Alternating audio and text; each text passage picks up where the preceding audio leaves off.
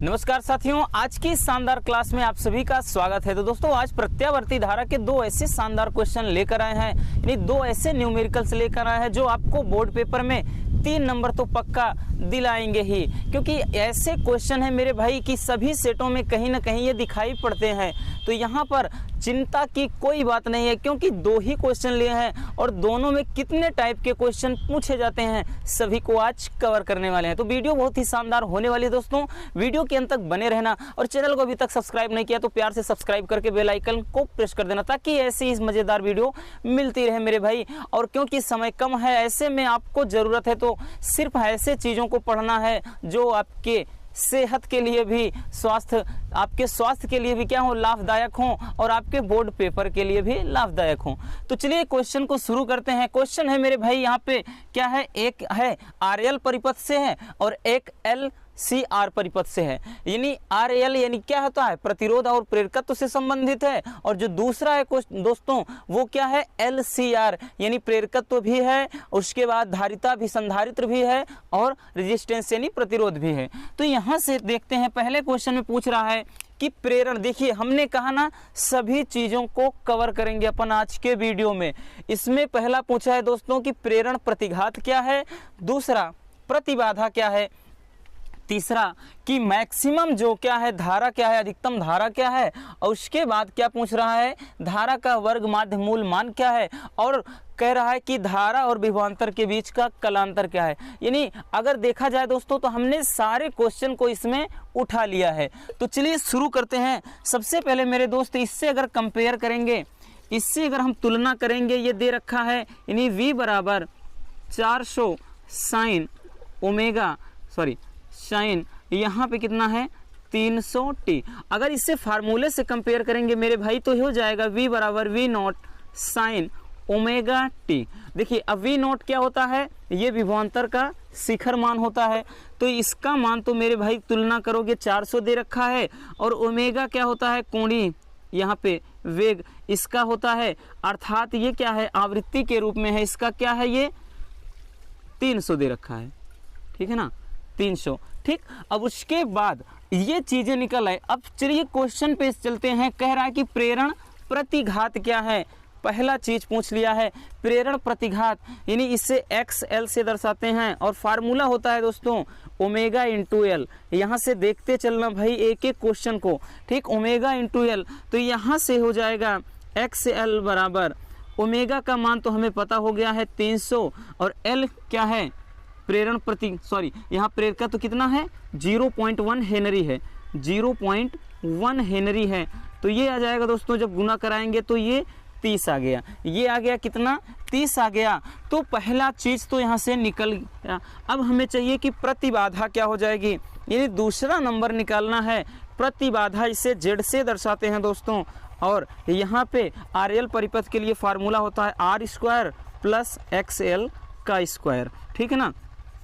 तो यहाँ से हो जाएगा, यानी इसको भी आपको याद कर लेना है दोस्तों, इसको भी आपको याद कर लेना है। Z बराबर निकालेंगे मेरे भाई, हो जाएगा R², तो R का वैल्यू दे रखा है 40, यानी R का स्क्वायर प्लस XL का वैल्यू दे रखा है 30 का स्क्वायर। तो जब इसको निकालेंगे दोस्तों तो हमें पता है 4 चौके 16 हो जाएगा, और 3 त्रिक के 9, यानी 40 का वर्ग हो जाएगा कितना 1600, और 30 का वर्ग 900, 16 और 9 यानी 2500 हो जाएगा, ठीक है ना। कितना हो जाएगा 2500 हो जाएगा दोस्तों। और इसको जब यहाँ से हम बाहर निकालेंगे तो ये कितना आ जाएगा 50। तो यहाँ से दूसरा आंसर आ जाता है।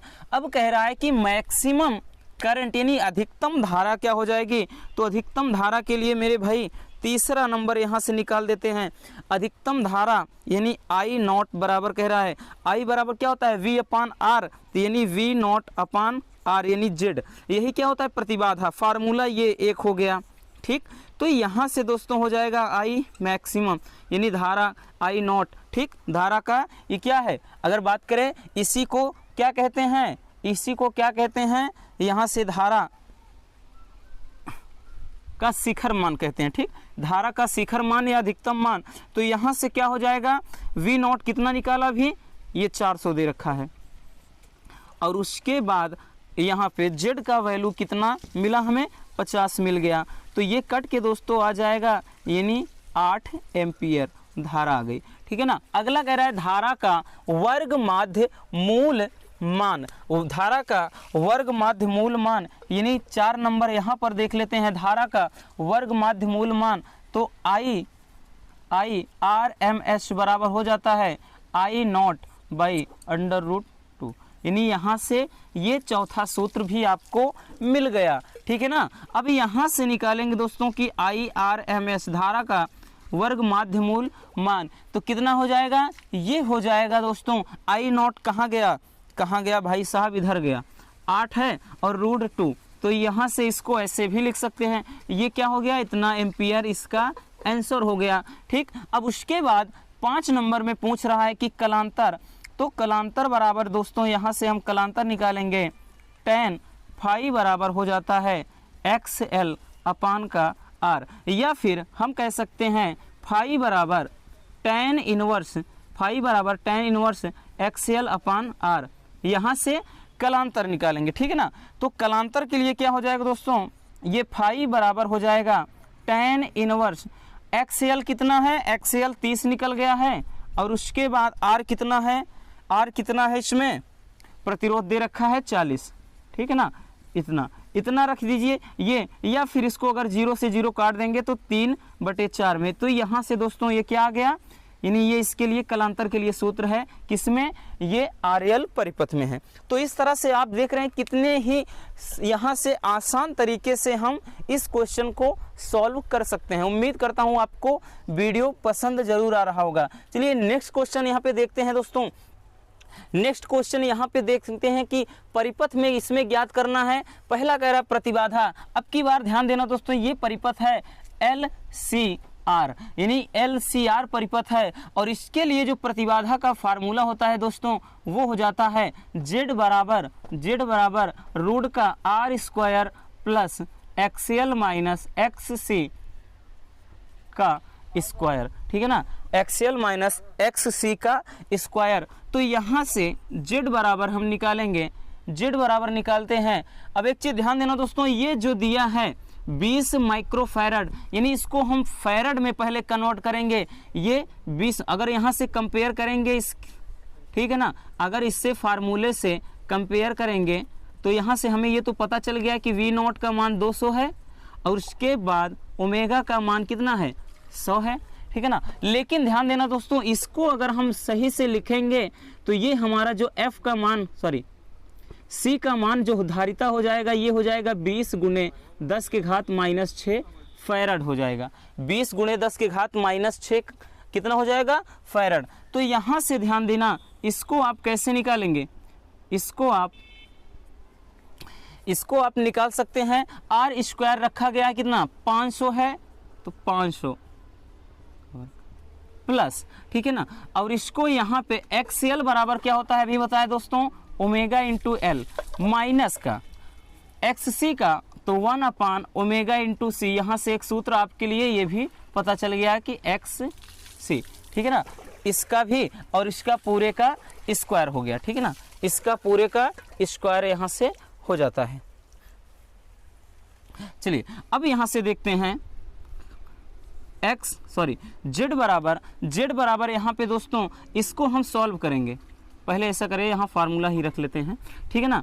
अब इसको हम वैल्यू पूरा का पूरा पुट करेंगे। ये हो जाएगा दोस्तों 500 का square plus omega into L। Omega का मान हमें पता चल गया है 100 और L का मान है 10, माइनस का 1/1 ओमेगा का मान है दोस्तों 100, और उसके बाद C का मान कितना है 20 × 10⁻⁻6। ये इतना हो जाएगा दोस्तों, और इसका स्क्वायर है, ठीक है ना, इसका स्क्वायर हो जाएगा। तो Z बराबर निकल कर आएगा यहाँ से आपके सामने। इसका अगर हम वर्ग करेंगे दोस्तों, इसका वर्ग करेंगे कितना हो जाएगा 25 के बाद यहाँ पे आपको 4 0 लगा देना है, ठीक है ना, 25 के बाद 4 0 लगा देना है, और उसके बाद यहाँ पे इसको प्लस करेंगे। अब इसको ध्यान दीजिएगा, ये कितना हो जाएगा 1000 हो जाएगा, और माइनस का ध्यान दीजिएगा दोस्तों, अगर हम इसको 10 के घात में ऊपर ऐसे समझ लेते हैं इसको। 10 के घात में ऊपर इसको भेजेंगे तो प्लस का 6 आएगा, ठीक है ना, यानी 6 जीरो आपको लगा देना है, 6 जीरो लगा दो। और नीचे कितना है दोस्तों, 2 है, ठीक है ना, और 1 2 3 जीरो लगा देना है, 3 जीरो लगा दिए। अब 3 जीरो से 3 जीरो कट गए और उसके बाद यहाँ से इसको काट दीजिए, 2 पंजे 10। तो यहाँ से कितना आ जाएगा, अगर हम बात करें इसका पूरा जो मान आ जाएगा दोस्तों वो आ जाएगा 500, वो आ जाएगा 500 और इसका स्क्वायर कर देना है, ठीक है ना, इसका स्क्वायर कर देना है। तो z बराबर जो आ गया यहाँ से कितना आ जाएगा, ये 25 के बाद 4 जीरो आप लगाने, ठीक है ना, कितना आ रहा है 2,50,000 है, ठीक है ना,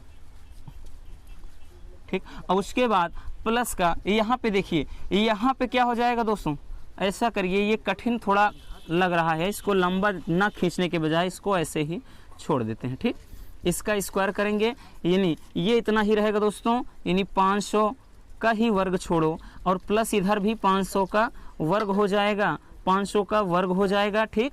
अब उसके बाद जो z बराबर निकल के आया, z बराबर जो निकल के आया दोस्तों, अगर हम 500 को बाहर निकाल लेंगे तो 500 और यहाँ पे 1 बचेगा, यहाँ पे 1, तो 1 1 2 √2, यानी ये क्या हो जाता है, प्रतिबाधा। ये क्या हो जाता है दोस्तों, प्रतिबाधा हो जाता है। पहले आप इसको स्क्रीनशॉट कर लीजिए।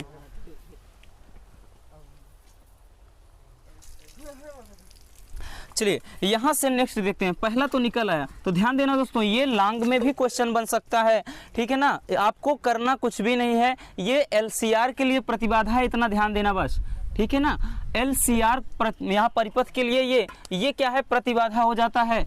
चलिए अब नेक्स्ट को यहाँ से देखते हैं कि शक्ति गुणांक।